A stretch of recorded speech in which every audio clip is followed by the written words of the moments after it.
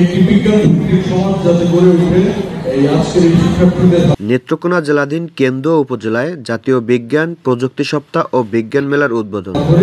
সেই আশাবাদ ব্যক্ত করে আমার কথা শেষ করছি এবং এর সাথে আজকে এই বিজ্ঞান মেলার শুভ উদ্বোধন ঘোষণা করছি। এবারের প্রতিপাদ্য জ্ঞান বিজ্ঞানে করব জয়, সেরা হবে বিশ্বময়।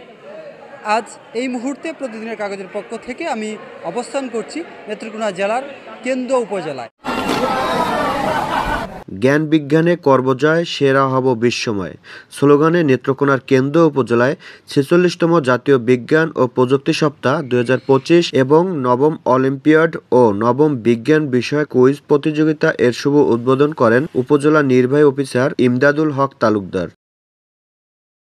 বিশেষ করে কলকারখানার যে কালো ধোঁয়া, তারপর এই যে কার্বন ডাইঅক্সাইড, যেটা ওজোন স্তরকে ক্ষয় করে এবং সূর্য অতিবেগুনি রশ্মি ভূপৃষ্ঠে প্রবেশ করে পৃথিবীর বিভিন্ন জীবজগৎকে অনেক ক্ষয়ক্ষতি করছে এবং এই যে এটার অস্তিত্ব, জীবজগতের অস্তিত্ব টিকিয়ে রাখার জন্যই যেমন এই সমস্যাটা তুলে ধরা হয়েছে। এই সমস্যাগুলো তো ক্লাইমেট চেঞ্জের জন্য, এইগুলোই তো মূলত কাজ। জি, ক্লাইমেট চেঞ্জের জন্য এই কলকারখানার ধোঁয়া মূলত, তারপরে যে গাড়ির কালো ধোঁয়া, এগুলো।